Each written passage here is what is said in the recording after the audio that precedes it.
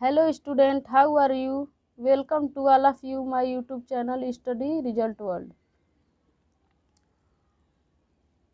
इस वीडियो में जीन पियाजे के संज्ञानात्मक विकास के बारे में आज हम जानेंगे। इससे हर बार परीक्षा में प्रश्न पूछे जाते हैं, चाहे वह सी-टेट हो, चाहे यूपी-टेट हो या सुपर-टेट हो या कोई भी टीचिंग एग्जाम हो। जीन पियाजे के संज्ञानात्मक विकास से प्रश्न पूछे जाते हैं। तो आइए जानते हैं जीन पियाजे का संज्ञानात्मक विकास। Gene पियाजे cognitive development. जीन पियाजे 1896 से 1980, यानी इनका जन्म 1896 में हुआ था और इनकी मृत्यु 1980 को हुई थी। ये कहाँ के निवासी थे? स्विट्जरलैंड के मनोवैज्ञानिक थे। इन्होंने किस पर अध्ययन किया? अपने ही 3 संतानों का परीक्षण करते हुए आरंभ किया। यानी जीन पियाजे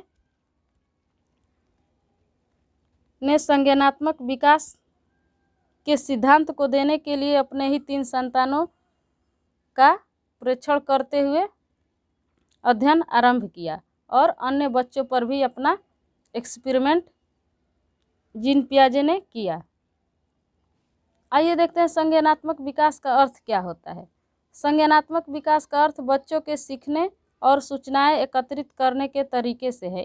इसमें संवेदना, भाषा चिंतन, स्मरण और तर्क शामिल है। जैसा कि आपको नाम से ही पता है कि संज्ञान का अर्थ होता है जानकारी और संज्ञानात्मक विकास का अर्थ बच्चों के सीखने और सूचनाएं एकत्रित करने के तरीके से है। यानी कहने का अर्थ यह है कि बच्चे किस उम्र में कितनी जानकारी रखते हैं, इसी का अध्ययन जीन पियाजे ने अपने संज्ञानात्मक विकास के सिद्धांत में किया और इसी के अध्ययन के आधार पर उन्होंने संज्ञानात्मक विकास का सिद्धांत दिया। पियाजे के अनुसार बच्चों में बुद्धि का विकास उसके जन्म के साथ जुड़ा होता है। यानी जो जीन पियाजे साहब हैं उनका कहना है कि बच्चों में बुद्धि का विकास उनके जन्म के साथ जुड़ा होता है, ना कि उनके जन्म के बाद होता है। जैसे चूसना, देखना, वस्तुओं को पकड़ना आदि गुणों को बच्चे लेकर पैदा होते हैं।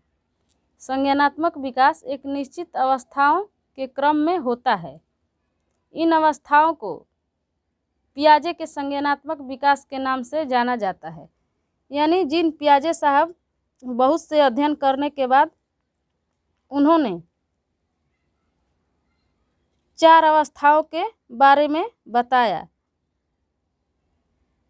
उन 4 अवस्थाओं को जीन पियाजे का संज्ञानात्मक विकास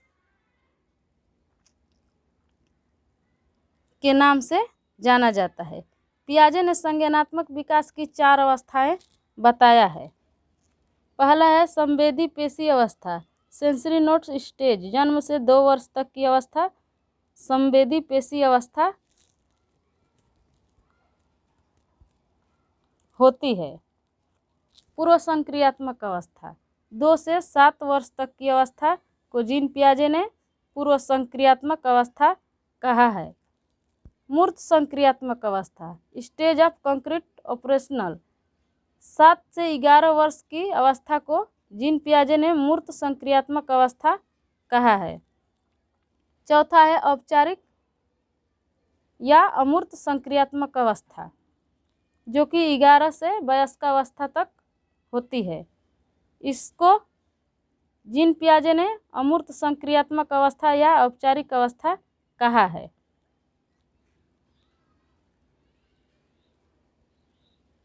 तो संवेदी पेशी अवस्था, दूसरा है संक्रियात्मक अवस्था, तीसरा है मूर्त संक्रियात्मक अवस्था और चौथा है अमूर्त संक्रियात्मक अवस्था।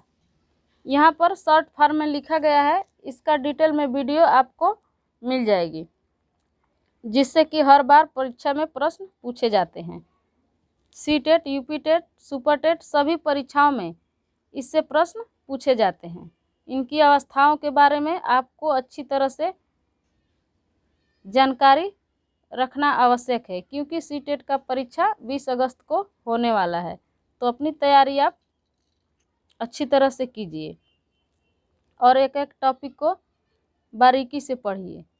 जीन पियाजे के संज्ञानात्मक विकास में कुछ टॉपिक है जिसको आपको जानना जरूरी है, जैसे अनुकूलन, वातावरण के अनुसार स्वयं को ढालना अनुकूलन कहलाता है।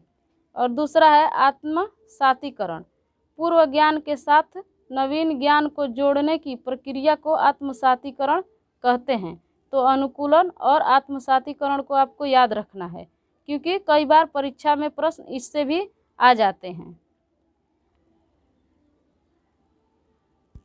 तो अनुकूलन वातावरण के अनुसार स्वयं को ढालना अनुकूलन कहलाता है और आत्मसातीकरण पूर्व ज्ञान के साथ साथ नवीन ज्ञान को जोड़ने की प्रक्रिया को आत्मसातीकरण कहते हैं। इंग्लिश में इसको एसिमिलेशन कहते हैं। जैसे एक छोटा सा बच्चा को हर वस्तु उसको खाने की ही चीज़ लगती है।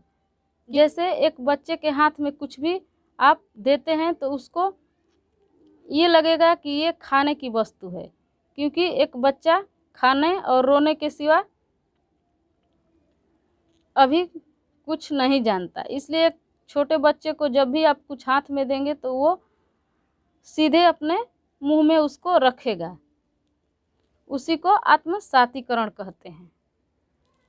तो यहाँ से आपको याद रखना है कि पूर्व ज्ञान के साथ नवीन ज्ञान को जोड़ने की प्रक्रिया को आत्मसातीकरण कहते हैं।